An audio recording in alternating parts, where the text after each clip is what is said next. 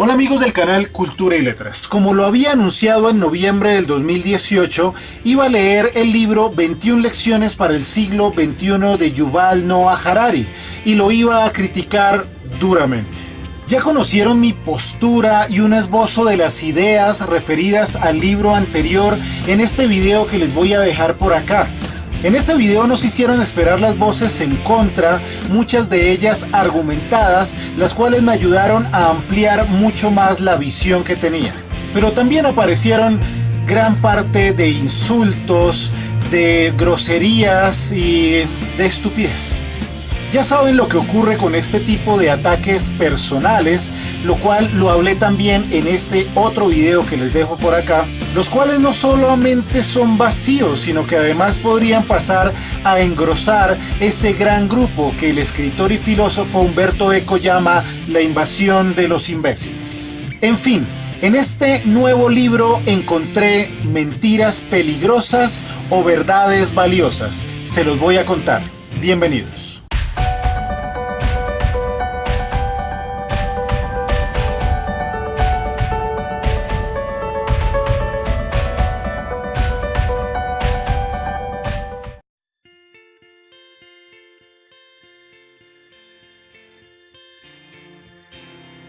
Aunque no cambio mi postura de que Yuval en el libro anterior, Homo Deus, mantiene posturas dogmáticas, posturas fanáticas, que no son válidas ni desde la ciencia ni desde la lógica como una herramienta filosófica y de conocimiento, debo admitir que me sorprendió muchísimo encontrar en este más reciente libro una postura de Yuval completamente distinta. Yuval ha morigerado notablemente esas ideas que tiene y ha mantenido opiniones moderadas en escenarios probables.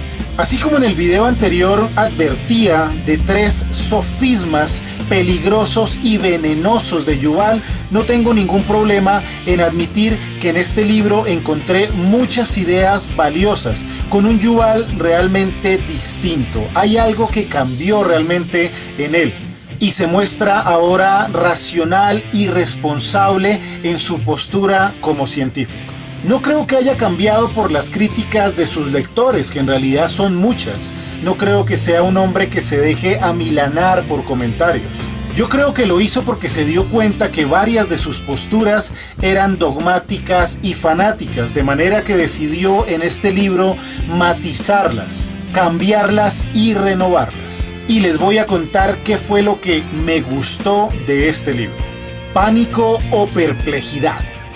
En el capítulo titulado Decepción nos invita a abandonar las ideas de desastre, de pánico por los acontecimientos y pasar a una visión de perplejidad.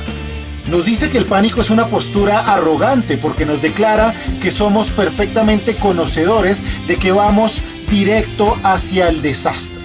Mientras que la perplejidad es humilde y perspicaz y nos obliga entonces a admitir que no sabemos qué es lo que está pasando, pero que aún así podemos hacer esfuerzos por comprenderlo y actuar. La debilidad de la democracia. En el capítulo denominado Libertad nos plantea algo que es molesto y es incómodo, pero que puede llegar a ser cierto. Nos dice que buena parte de las herramientas de la democracia se basa en lo que sentimos y no en lo que pensamos. Eso nos lleva a explicar cómo se llegó a la votación del Brexit, cómo Trump o Maduro, por mencionar solo algunos, llegan al poder. Nos dice que tanto Einstein como su criada analfabeta tienen el derecho de votar, aún sin que ella comprenda a fondo cuál es la realidad de cómo funciona el mundo, cómo funciona un sistema económico o cómo funciona un sistema político. Ella lo ignora completamente, lo desconoce, pero aún así está en capacidad de votar. Y esta es quizás una de las debilidades principales de la democracia liberal. Más conexión, menos conciencia. En el capítulo Comunidad nos dice que nos hemos olvidado de nuestro cuerpo. No prestamos atención a lo que olemos ni a lo que saboreamos por estar conectados a nuestros móviles o nuestros ordenadores. Nos interesa saber más qué es lo que está ocurriendo en las redes sociales que lo que ocurre en la calle en la que vivimos. Y preferimos contactarnos con un amigo que está viviendo al otro lado del mundo que tener esa conexión con las personas que están compartiendo la misma mesa con nosotros. Nos dice que esto nos lleva a sentirnos alienados, desorientados e incluso deprimidos. Racismo y culturismo. En el capítulo Inmigración nos habla cómo el racismo es un concepto completamente acientífico, mientras que el culturismo, que hace referencia a un conjunto de visiones particulares del mundo, podría llegar a tener unos asientos en argumentos válidos. Nos dice que no tiene ninguna lógica rechazar a una persona por su color de piel o por su país de origen, pero deja abierta la cuestión frente a esas personas que por razones culturales tienen un sistema de valores contrario o muy distinto al del país al que llegan. La guerra como consecuencia de la estupidez. En el capítulo Guerra nos recuerda que los seres humanos, a nivel personal y colectivo, somos propensos a involucrarnos en actividades autodestructivas. Nos advierte que la estupidez humana es una de las fuerzas más importantes de la historia y que no debemos subestimarla, porque a pesar de que los conflictos bélicos resultan siendo inconvenientes desde muchos puntos de vista, esto no nos da ninguna garantía de paz. Nos invita a despojarnos de esa arrogancia que tenemos de pensar que mi país es mejor que el tuyo o que mi cultura es mejor. Así como los colombianos solemos engancharnos estúpidamente en discusiones de yo soy mejor que tú porque soy costeño, o porque soy paisa, o porque soy cachaco, o qué sé yo. Como dice JJ Benítez, pobre del ser humano que tiene patria porque su lugar es muy pequeño en el universo. La ilusión del conocimiento. En el capítulo Ignorancia nos habla de lo que Sloman y Fernbach han denominado la ilusión del conocimiento. Creemos que sabemos muchas cosas, pero individualmente no lo sabemos. Manejamos el conocimiento que tienen los demás como si fuera propio. La mayoría de nosotros sería incapaz de sembrar y producir algodón para fabricar una prenda de vestir o incluso construir unos zapatos desde la extracción de las materias primas. Y yo agregaría personalmente unas ideas adicionales. En la actualidad tenemos millones y millones de bits y sentimos que tenemos la información al alcance de nuestra mano. Pero el punto es que confundimos la información con el conocimiento.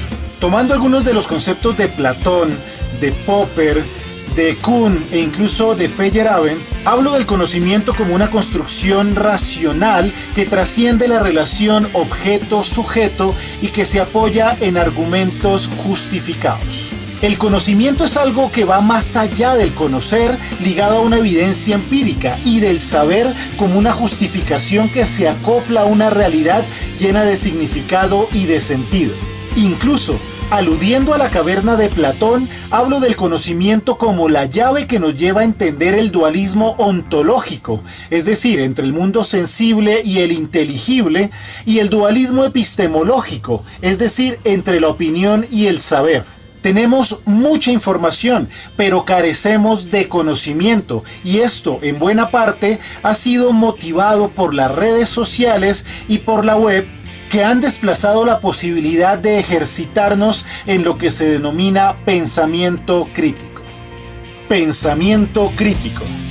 Por la misma razón, en el capítulo Educación, Yuval nos dice que lo que menos tiene que proporcionar un profesor en un salón de clases es información. Lo que deben enseñar los profesores se basa en las 4 Cs: pensamiento crítico, comunicación, colaboratividad y creatividad. De los capítulos que más me gustaron fue el de ciencia ficción, y mucho más las alusiones que hizo a las películas de The Matrix y la de Truman Show. Me sorprendió que en el capítulo Dios ya no nos dice que debemos abandonar la idea de su existencia, como nos afirma en su libro anterior, sino que nos dice que la existencia de Dios dependerá del Dios que tenga cada lector en su mente, lo cual es absolutamente distinto a lo que decía antes. Igual ocurre con el concepto de libre albedrío. Esto me lleva a resaltar 2 puntos con los que sigo estando parcialmente en desacuerdo. Dios y religión. Yuval manifiesta que las religiones son parte del problema y no de la solución, por lo cual son organizaciones perfectamente prescindibles. Debo decir que estoy de acuerdo con esta afirmación de Yuval, y estoy mucho más de acuerdo en la parte en la que dice que muchas personas se creen piadosas, se creen criaturas de Dios porque asisten a unos rituales, asisten a unos lugares, a unas iglesias, a unos templos, pero que en su vida en realidad se dedican a cometer injusticias con su esposa, con su familia, a robarle dinero a sus socios en el trabajo. Pero es importante aclarar que Dios, religión y espiritualidad son conceptos, son ideas, son creencias que no siempre van juntos. Por ejemplo, a veces se lanzan ataques a Dios, pero si lo miramos bien, en realidad es un ataque a una religión.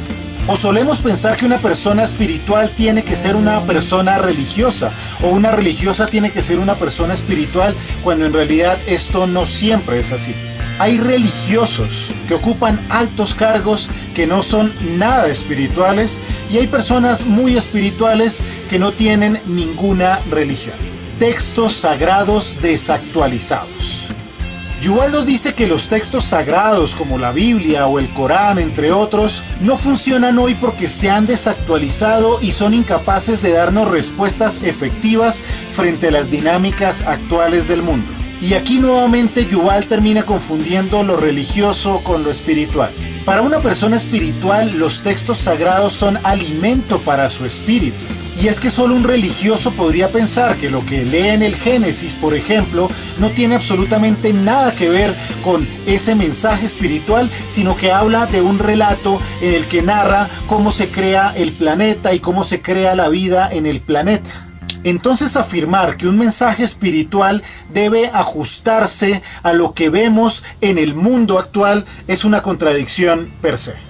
Y es que si las enseñanzas espirituales dependen de un entorno material, pues lo espiritual no es tal entonces. Aquí hay un punto para pensar, y es que esa concepción material de lo que es espiritual es lo que llamamos religión. Y son estas normas y preceptos religiosos, no los espirituales, los que sí podrían ser materia de actualización acorde a este mundo. En conclusión, el Yuval de este libro es uno muy distinto al de los libros anteriores, lo cual es perfectamente entendible y de hecho común entre filósofos y pensadores.